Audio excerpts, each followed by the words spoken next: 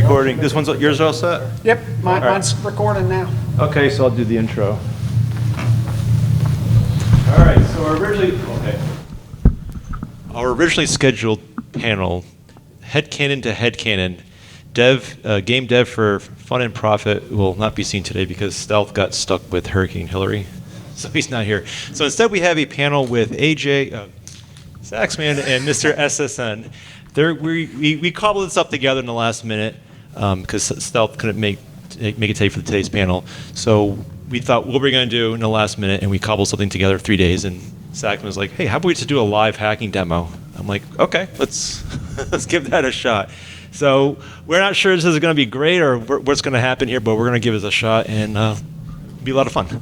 All right. Oh, make sure you hit the record, the OBS. Oh. Start recording. Okay. All right. Hello, guys.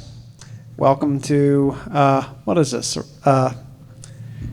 Modify a ROM for the first time. Like a SEGA Genesis game. Yes. So I was trying to think of something I hadn't done before, and I've never touched Sonic Spinball.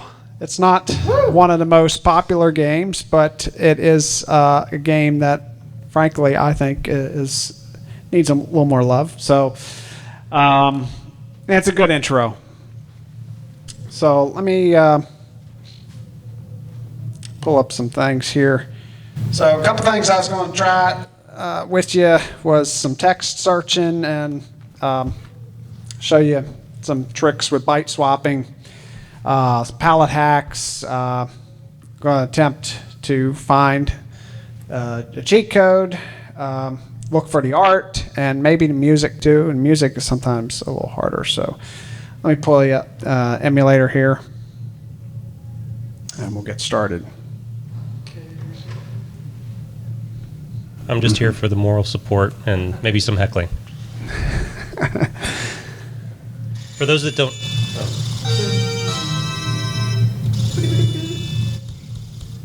For those that weren't at our first panel, Saxman's one of the earliest Sonic ROM hackers. He really kind of got into one of the first to really get in there and do a lot of things. I was one of the first guys he shared his information with, and I put a little bit of it to use, but then I kind of went and branched off into another area. And he kept going and came out with the Sonic 2 hacking guide and a lot of has done a lot of other stuff, even with 32X. And James Pond, I guess, was your last. Yeah, James Pond 3. Mm-hmm. Yeah. It was all kind of by accident, frankly. Let me. All right, so just to kind of start you out with something very simple. At the top there, the level's called Toxic Caves. Some games you can get away with actually just searching for the text. Do y'all know what a hexadecimal editor is? How many people? Okay, I assume most all of you know. So I'm going to load this up, and it's in one of, here we go. I have a copy there just in case I need to undo my changes. So I'm just going to type in Toxic Caves. I've never... I think I did. Yeah, there you go. Oh, they make it nice and easy. Very nice and easy. I thought maybe it would just be graphics, you have to replace the actual tiles to warp them. Some games, yeah, you have to actually map it to a tile. So this one, you can actually search for a piece of text. So I can say, eat my shorts, and just to verify, I expect it to work. So, hey, wonderful. Okay, so That story. That's better. Star should be from the original title. Yeah, All right. I'm just wondering what character is in Max. You used the maximum allowable space for that string too, didn't you? I did, yeah. The very last one was a star. I had to overwrite that one. Okay, so I'm going to skip to palette for a second because I know this one shouldn't be too hard either. I'm going to try a different emulator here. One that aids me a bit. So I like Regen. It's not the best emulator, but it has a lot of useful debugging type tools. Let me drag that over there. All right, so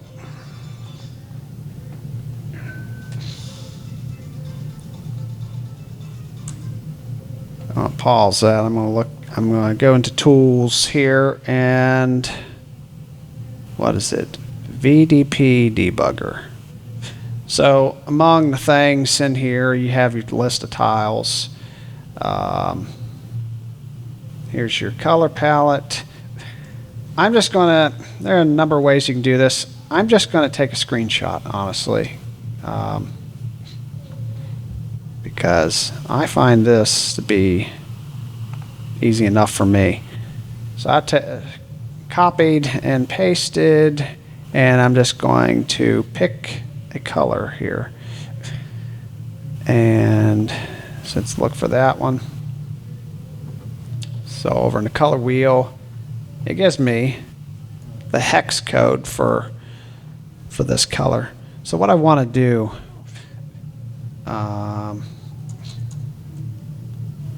I'll just grab, say, 3 of these. So number 2.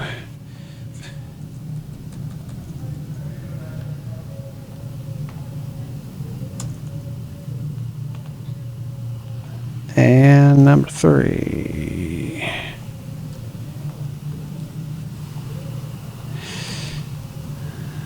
All right.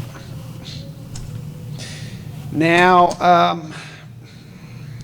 the VDP in the Genesis uses a format that is basically, if I remember this correctly, it's BGR0. Like 0 is, so that nibble is unused. These are 2 bytes. So that nibble is unused. And then 3 bits of that nibble are for red, and then green here and blue there. So what I'm going to do, and since this is formatted red, green, blue, I have to do these in reverse order. So I'm going to do, instead of 460, I'm going to say C640. This is what I'm assuming I'm going to find in the game. So I'm going to go in here. An interesting little fact is there's a lot of GPUs that also store their image data as BGR internally on the frame buffer. Are there? Mm-hmm. It's a supported OpenGL format too, and usually you get higher performance if you already have image data in BGR format when you push it up to the graphics card. So I thought it was pretty interesting that the SEGA Genesis also uses the BGR ordering the colors. Huh. So that didn't work. So we're going to move that 0. Because I just might not be remembering that right. Let's try that.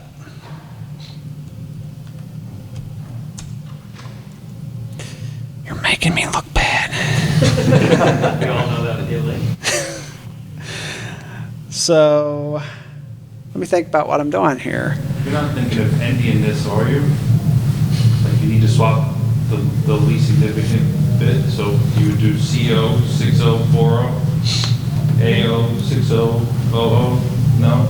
I don't think so. Not on the Genesis. Yeah, I don't know, that's why I'm here. 'Cause I haven't did anything on Mega Drive Genesis, I was curious. The Genesis, the Motorola 68000 is the main CPU in that. That's a big endian. Yeah. So it's very much human readable. Let me think about this for a moment. Let me just search for this one and then tweak it in here, because if I can find that.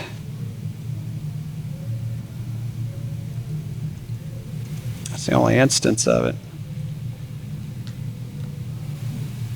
But it's at a weird address, so I don't think that's it. Nope, that's the other search.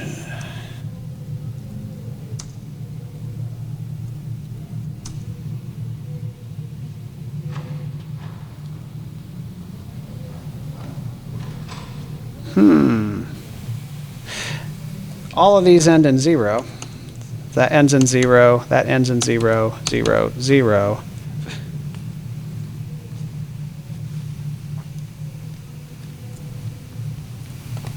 Let me check something real quick. If I can't get this before too long, I'm just going to go on to the next thing here. But I think, yeah, 6. That's 06A. 06A.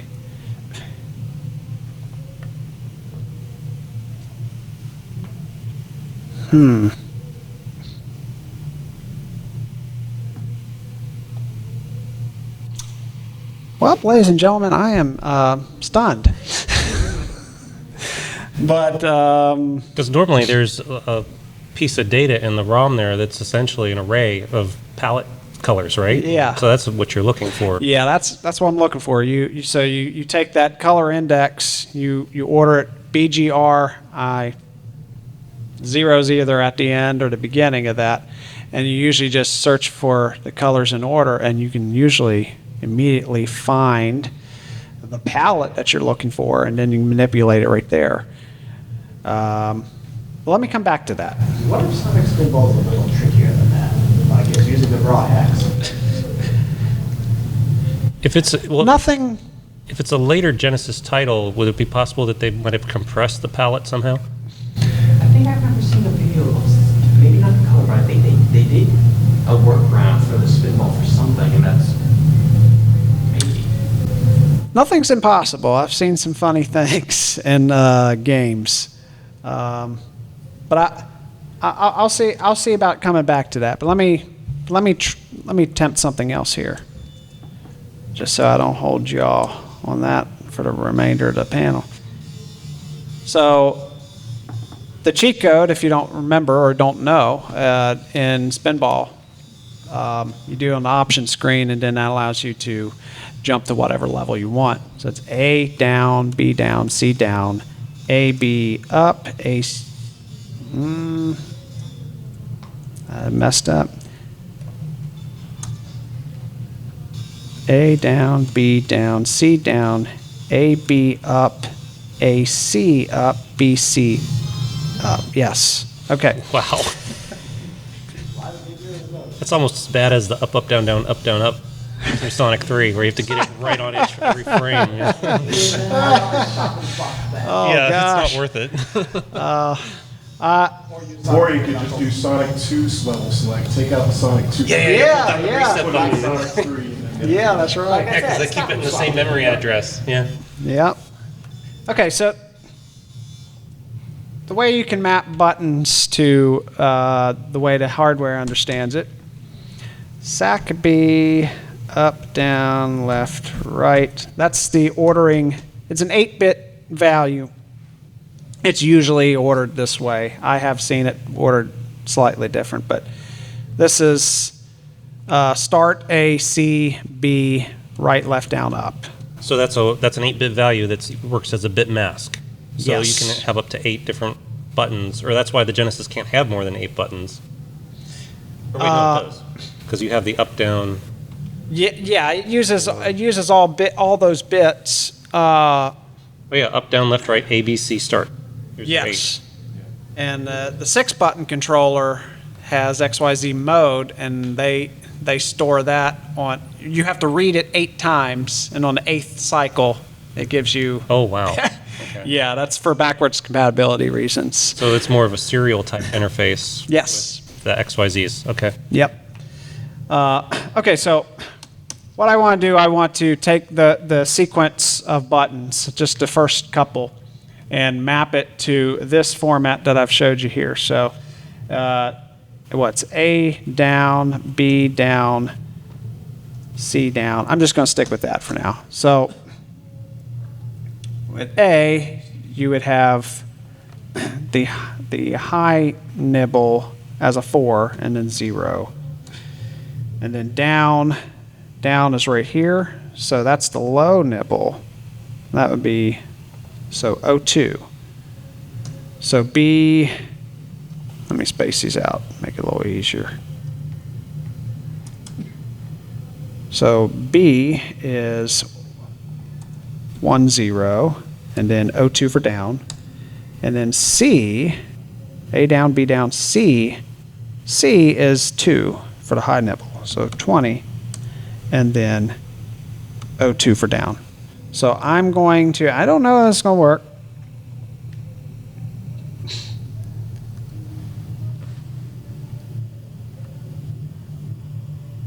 Yeah, 40. Actually, this might have been, yeah, there it is. Yeah. So I'm going to show you what I did. I experimented with this prior. This is how I originally searched for it. Just like you see here. You can't find it. And so my next thought was maybe they stored the buttons as words. I don't know why. But it was written in C, so maybe that has... 16-bit. Yeah. You're also noticing your search direction is going forward, not all directions. What's that? Your search direction, it's going forward, but not all directions. So it's only looking from where you Oh, that's true. had the cursor. That's true. But still can't find it. The result, though. So I'm going to put a 0 there, skip a byte, 0, skip a byte, 0, skip a byte, 0, and that's enough. So, yeah, there you go. Yeah, I don't think this game was crunched for space. Nope. 8 megabits for 4 measly levels. So, 4 pinball tables. yeah, yeah. So, so this 40, 20, O2, yeah. So this is A down, B down, C down, A, B up, A, C up, B, C up. And then that looks like, that's probably the second cheat code. There's a second cheat code. But I don't see a terminator in here, so I'm going to assume that there's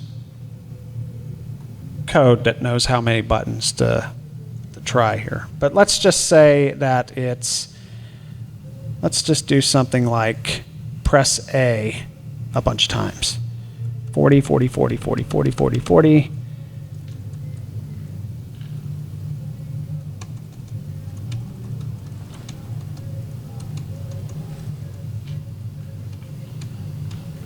Oh crap, I guess in this case it doesn't care that the upper word contains any data because it just skips over it anyway. I don't know. I didn't think about that. Because if it's comparing the 16-bit word to the input, unless they're masking it by 8 bits, it's probably not going to match. You may very well be right, but I'm not going to chance it. So A down, B down, C down, A, B up, A, C up, B, C up. So there's 2 more here.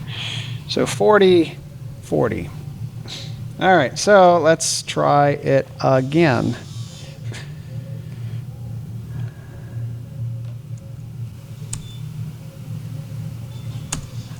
All right. A, A, A, A, A, A, A, A, A, A, A, A, A, A. Hey, there you go. So that worked pretty well.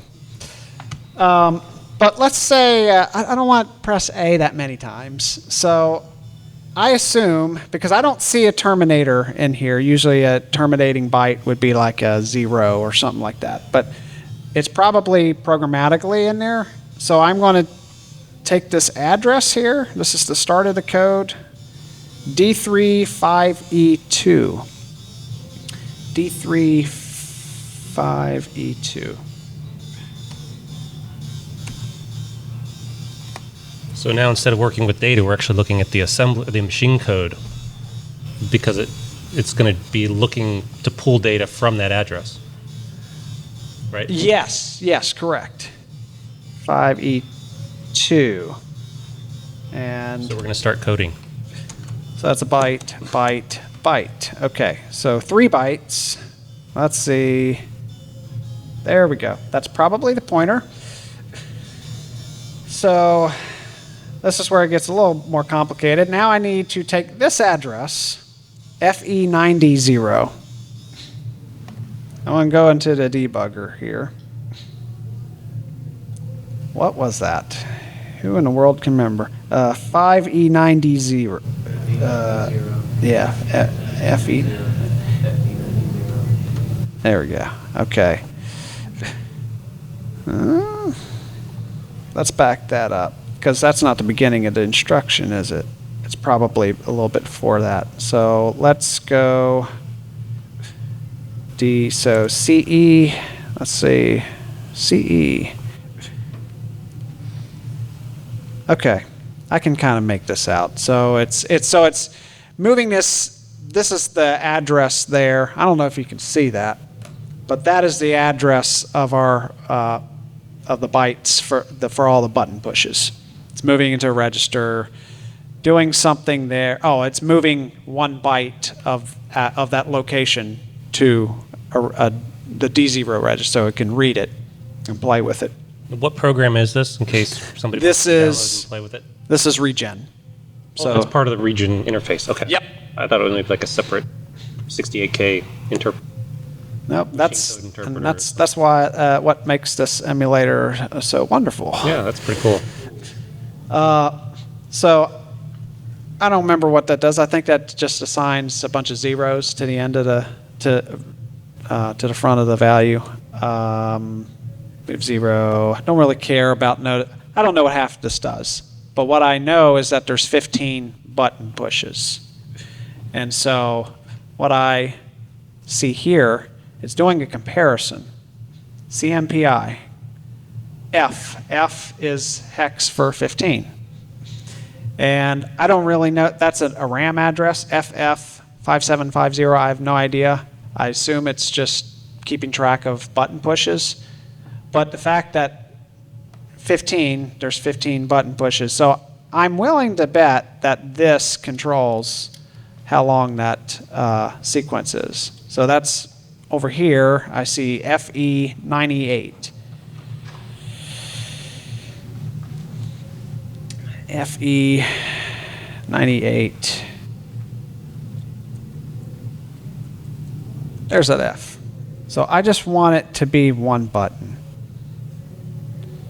because that would be wonderful.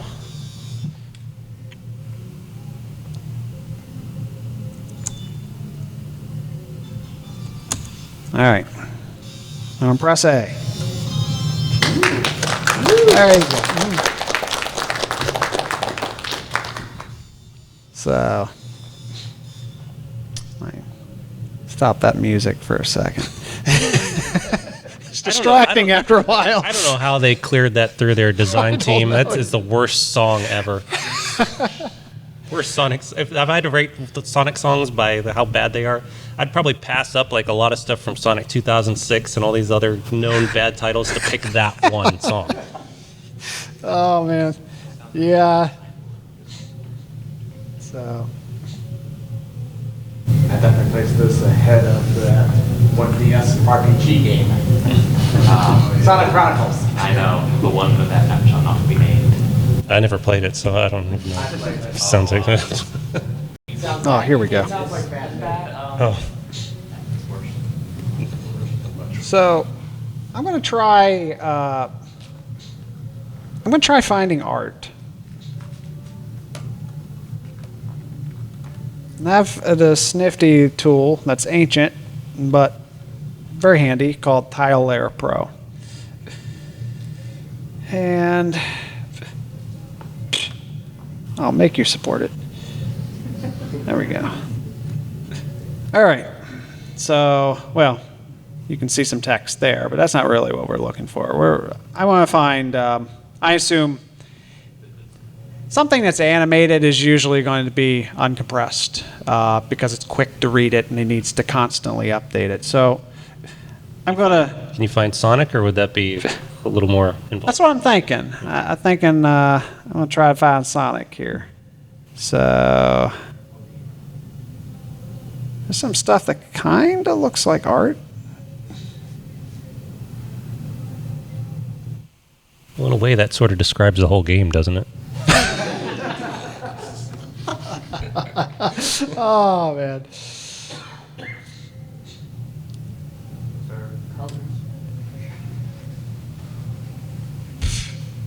Actually, I thought that some of the level art was pretty good. But yeah, some of the it. stuff they poached from Sonic 2, anyway. Well, it's not looking promising. I'm going to go here because this looks like it maybe is supposed to be art. I don't know. Is there a place in the list of tiles where typically certain types of art are stored? Not really. Like level art might be at the start, fly in here. and then then comes maybe foreground static. Are you talking about what's loaded first? No, just the way that developers typically would lay out the storage of assets inside the ROM. It really varies. I've seen it at the end, the middle, beginning. Oh, okay.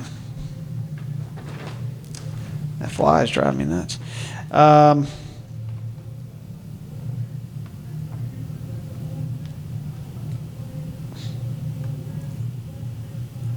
Well, I see stuff in this area, so I'm going to try and do some byte swapping. It's a handy trick that I used. Now this looks, this definitely looks like art. Art on the Genesis is 4-bit encoded, so every byte has 2 pixels. And they're usually like 2, 2, 2, 3, 4, 4, 4, 4, 4, 2, 4, 9. So those look like pixels to me. So just to verify, I'm going to keep a backup copy here because I'm going to mess this up. It's inevitable. 4EC0.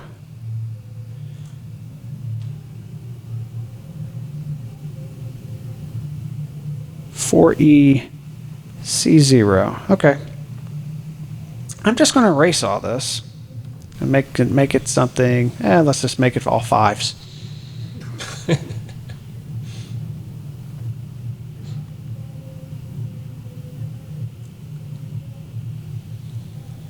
I didn't like that one. If you can only have 16 colors per tile, how do you set which range of the palette those 16 values represent out of the palette of, say, 52 or 64? So the art doesn't actually store that. The art just cares about between 0 and 15. Right, it's the index. Right. When you actually place the tiles into a block of some kind, that the mapping of that is usually where they specify. It specifies as a range of 16 colors to then use for that tile. Okay. Yeah, Cool. exactly.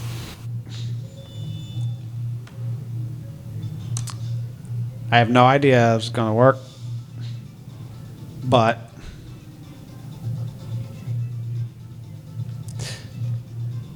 so I'm going to go all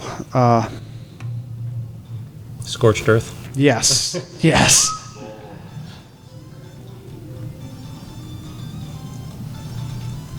We're probably just replacing the final boss graphics or something. You know, something on the first stage. All right. So that. All right. It's like dropping a bomb. If you drop a bomb, eventually you're going to hit something. So.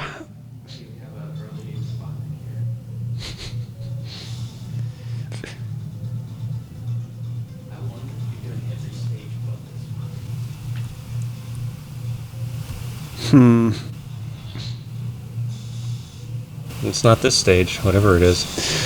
All right, I'm really going to go crazy because I'm confident that this is something that it has to be art. It is a Control Z when you know you're out of the pellet area. Yeah. We don't even know it's for toxic games. So let's see. Oh my gosh. Changing the wrong copy. Oh man. There we Let's go. see how bad the other copy is. Load it up, load it up. Does it even look Yeah. like? Well, there goes my backup. Oh, man. Did you back up your backup? No. So that's all right. It's okay. We just have a eat my shorts and cheat code simplified. It's kind of improvement. Oh. There we go. All right. That wasn't crazy. So So the sixth index is the color white for Sonic. must be. Let's look at the VDP debugger real quick. Yeah, so it must be using that. So at 0, 1, 2, 3, 4, 5. Yeah, I think I used 5. So there you go. So there you go.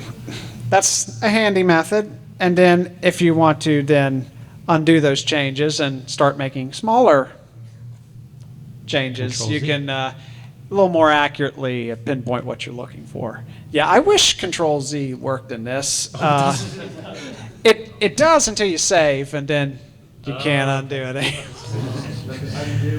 In fact, the only hex editor I ever used that allowed that was Visual C++. That's why I used that for years, because it was the only one.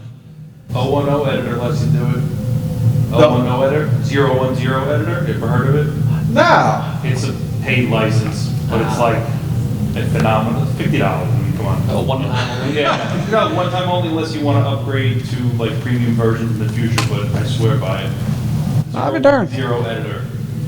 And get this, you can also preview, like you know how you're looking at the decoded text column showing you the ASCII or whatever it is. Yeah. It has Shift-JIS support, but also there's a preview column. You can actually, what you're doing right here, you can actually be able to make out certain graphics by like a 1-bit or 4-bit encoding like you were talking about. Oh, but darn. It's actually pretty freaking sick, to be honest. Yeah. It's a great ROM hacking hex editor. You should check it out. That's I will And you check get it it out. free, by the way, the trial. You just get like WinRare days. Hey, you should buy this. You know, or WinZip days. Hey, you should buy this. You know. Nagware. Yeah. Nagware, yeah. You are on day 753 of your 30-page That's my Plum CD installation, by the way. I get that message. I used to roll back to System Clock, and for a lot of shareware that worked, but they started getting a little more sophisticated. And somehow they knew that I was doing that. So, Probably after the computer started getting the time from the internet. Yeah. They start making entries into the Windows registry is what they would do, so that even if you uninstall an application and reinstall it, it would know that you still had it in there. So you had to know what the keys are and go in and remove those too. By the way, do you see ASCII labels a lot in Genesis, Mega Drive, stuff like that? Occasionally. Yeah. Frames in general, really? Yeah. Sometimes. I've seen it in a couple games. I know the mainline series did not do that. They would, like in here, if I pull up, well, it's not going to show it. Let me load. I'll just. They would only use it for like the small menu text, right? The literal strings. Yeah, and you know it really comes down to who's programming it at the end of the day. You would really only see that in games that are coded in C, right? This game was coded in C, but a lot of Genesis games are coded in assembly. Yeah. Was there any different methodology between, like, say, Western developers and Japanese developers? I know Americans had their own set of tools. Like you can usually tell an American developed game by its music because the music is very atrocious. And that's why Spinball sounds so different from the mainline games, because they use that Western developed sound driver, right? Yeah, called Gems. Yeah. What was the Spinball sound that they removed in a version? Yeah, so when they were initially developing it, Howard Drossen programmed in, I think it was Howard Drossen. No, sorry. The main team for Spinball programmed in the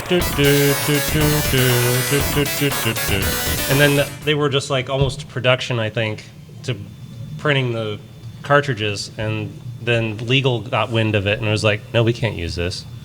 Because some of those somehow made their way to the wild, I think. yeah, because when I grew up playing Spinball, I remember the on the title screen. So it must have been an early copy that got out. No clue. Huh. So then they said, hey, Howard Drossen, can you quick, you did the rest of the soundtrack, quick, come up with a new title screen music for us, and that sort of thing. I know what you're talking about now. Yeah. Because And that Dreams was- Come True has this really sweet licensing deal with Sega where they actually own the music still, and Sega just has the rights in certain situations, unless they fork over more money to Masato Nakamura, to be able to have old Yeah. Sonic songs in a piece of software or a title or Yeah, and that's why they used totally different music in Sonic 3 because it was too expensive for them ultimately. But they went with Michael Jackson. What's that? And Lego Dimensions. Yeah, that's right. Yeah, they changed the music. they put it in there by accident? No, they made music that clearly reminded you of the originals, but they were original. Because of the whole licensing thing. Yeah. Sega didn't want to fork it over for Lego Dimensions.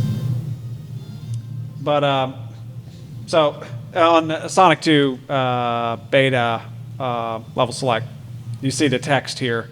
So this is just a tile offset here, 570.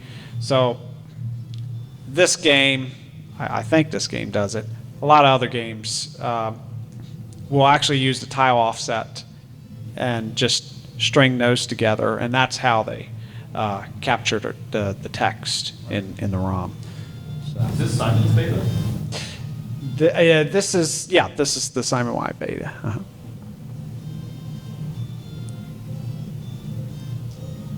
It must be on European because that music is really slow. Yeah. But No, they changed the music between the beta and the final. They sped it up. so let me see if I can. Japanese cart on an Australian Genesis Mega Drive. Let me see if I can find one more thing for you because time flies. I have no idea if this is going to work or not. I'm going to create a new file.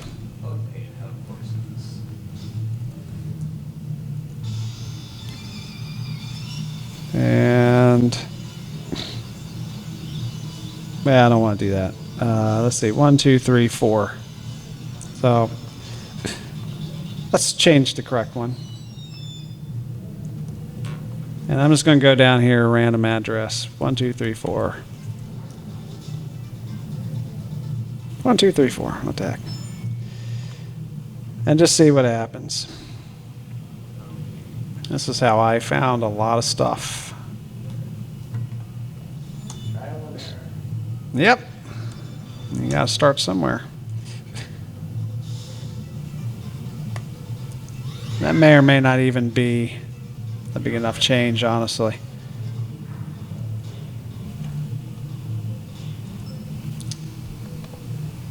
Let me try something closer to the middle here. It's kind of funny to think like how much faster we might have been able to discover things if we knew back then how to create programs to assist us to do this type of trial and error stuff. Yeah. Like instead of having, to scan through this hex editor, just write a tool that'll replace blocks at certain intervals, and then you can, just hit a button, say, to advance to the next chunk of memory rather than... They actually do have... I imagine it's probably have it now, but, back then... Yeah. The way things were done. If they had them back then, I wasn't aware of them. Yeah, that stuff like that would have been very handy to have. But we had to do it by hand. Come on, show me something.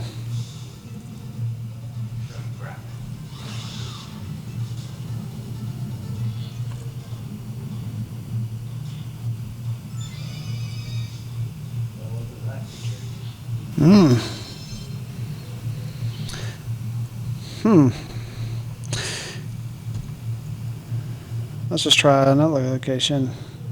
Something's going to happen. That's going to be freaky. I'll say, how do you know whether you're overwriting data or you're overwriting code? I don't. You don't? Something to blow up. So this is...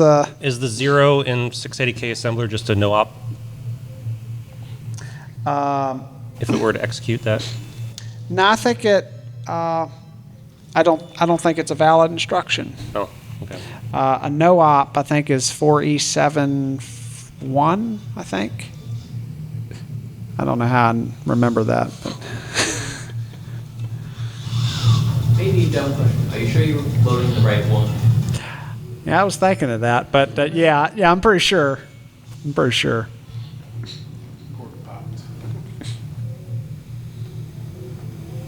I take back what I said earlier. Those graphics are pretty cool. Have you ever seen the graphics for the 8-bit version Spinball? For the what? The 8-bit? Or sorry, there was one on like the Game Gear for Spinball. Oh, no, I don't remember. I didn't even know they made one for Game Gear. They did. Okay. Has special stages that you crack open eggs in. Huh.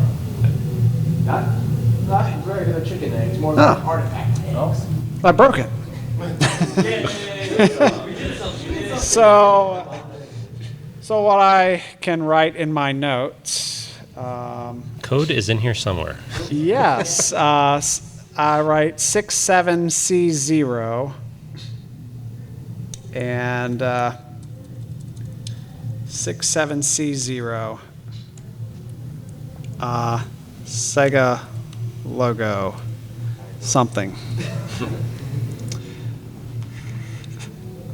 And that's all I ever did when I started doing this.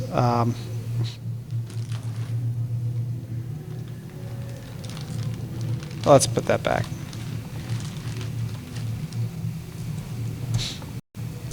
Is there any questions? Who was it that first came up with the idea to use IDA Pro to disassemble the binaries? Like, was that Stealth or? I'm not sure. I know that's a weak area of my knowledge. I started tuning things out right around the time that they were starting to disassemble these, but I know Nemesis had done the disassembly. He had a website of his own. He had a very elaborate list of addresses and what everything did. And then he was able, I don't know if it was tool assisted or I guess to some degree it had to be, but he was able to create a basic disassembly and then the areas that were invalid, he was able to override those with the data that actually went there, because obviously it's not code if it's invalid. So somehow or another he got that together, but I'm not 100% sure how he did it. I did talk to him a couple months ago actually about the subject, but I don't think I ever asked him that. So the long story short, I don't know. Sure, good. From what you sort of say, and going from this to when they created their own assemblies, do they just write that assembly based on the code from scratch, or because you can write this assembly in any language you want, right? For a Genesis game, it's going to be in 68K assembly. You're not going to be able to get away with. Unfortunately, I don't see how you're going to put this back into the original C source code that it was in, unless you had some of the original libraries and things that they used. I guess one like maybe the next step after you disassemble, it could be you could do a rewrite, sort of like have you heard of the Super Mario 64 PC and the Ship of Harkinian, where they reverse engineered Ocarina of Time? So I think what they did is they took the disassemblies and they had two teams because they had to do clean room version, but they disassembled it, then they figured out what each of those assembly instructions did, and then somebody else took that spec of what those instructions did and then rewrote it in whatever language they want it to be in. So that would be the next step if you wanted to get like C code back out of this. Yeah, if you wanted to make a C version of the game. But you'd also have to think with it, because not every language operates the same. Yeah. It's like translating. Any other questions? How did you get into this to begin with? Like, did you have a computing background, or did you just download a hex editor and start messing around? Honestly, I didn't know what the heck I was doing. So I introduced him to emulation so that he discovered, oh wow, this is actually possible. And then, but Tom Sonic, with his action replay code, found the memory address in the save state that you could edit to get to Hidden Palace. And I think you were just like, well, what if I change more stuff? Yeah, pretty much. Went from there. Yeah, yeah. So yeah, Tom. With the Hidden Palace Zone hack, and I didn't even know what a hex editor was, and I thought, well, okay, this is kind of neat. I assume these things are bytes. I've heard about bytes for a while. I know they make up a file. So I thought, well, if that just changes to which level you're playing, surely all the other bytes here must have a purpose. So why don't I just, and the level value was at 12288 in a save state. So I said, well, what does 12289 do? So I changed it, and turns out that's the act number. So I thought, well, that was pretty easy. And then I tried the next one. I noticed the value was a 3 in the save state, so I had an idea. And that was 1228A. That was the very next one. And when I changed that, my life counter was at 255 or whatever. Okay, FF, here we go. Yeah. So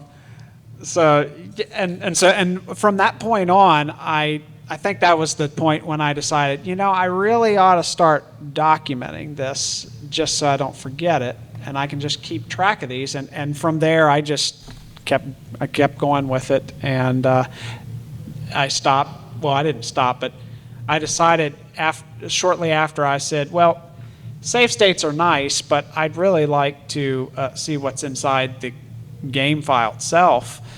And it'd be pretty cool to make my own levels, because I've kind of always wanted to do that ever since I was younger. So that was kind of my motivation to keep going with it. Sure. So if someone was interested in making their own, say, Genesis games, would reverse engineering pre-existing games help in like getting assembly, you know? I would say probably, yeah, because the more you do this, because I didn't know assembly for the longest time, actually.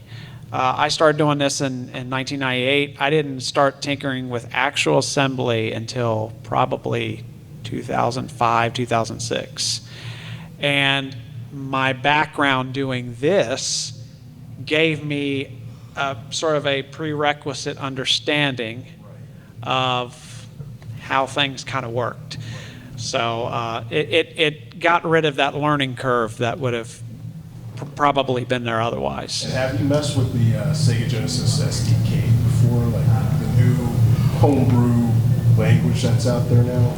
No, there's a homebrew language. SGDK, it's an SDK for Genesis Mega Drive. That's honestly where you should start. Yeah. Actually, If you want to start, create a new game, because you can write it in C and. yeah, I actually, I think I have heard of that. Yeah, I haven't tried it, but if it's a full SDK and everything, and that would be really, yeah. So They've come a long way, right? yeah. I'm telling you. Asked Tile Layer Pro, he's still running it. It's crazy. I think the next panel may be waiting for us. Oh, y'all can come on in. I'll get out of your way. Like he's just sitting back there. Well, anyway, any other questions? So you have these recorded. What's your website that you have that you're going to have them? Talk to the man in the ears back there. Yes, that man right there. Yeah. Andy Wolin. Go to YouTube. Go to Andy Wolin. That's my name. Yeah. ANDYWOLAN. Write that down in my phone. And we've got a panel tomorrow at 1 o'clock, right? Or is it 2? Right, Andy? It's 1? Tomorrow at 1 o'clock. Yeah, 1 o'clock. 1 o'clock, okay. So we won't get, it's more of a high level of overview of some of this stuff rather than getting into the bytes and the bits. Yeah. Going backwards a little, in a way. We'll go from easy, medium, hard difficulty. Go easy, hard, medium. Pretty much, yeah. So, More anyway. the story aspect, I guess, tomorrow. Yeah, kind of the history of how we sort of got into this and where we kind of took it. So, but anyway, well, thank you all for coming out. Really appreciate it.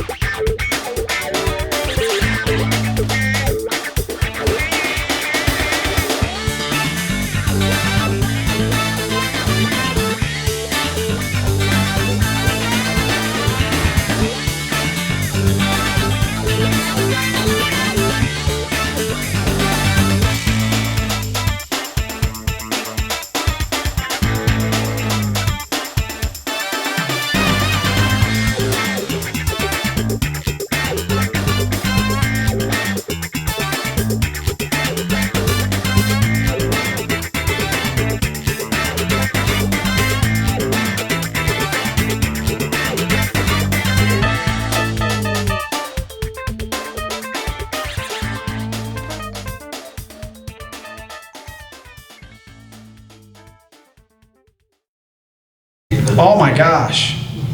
Changing the wrong copy.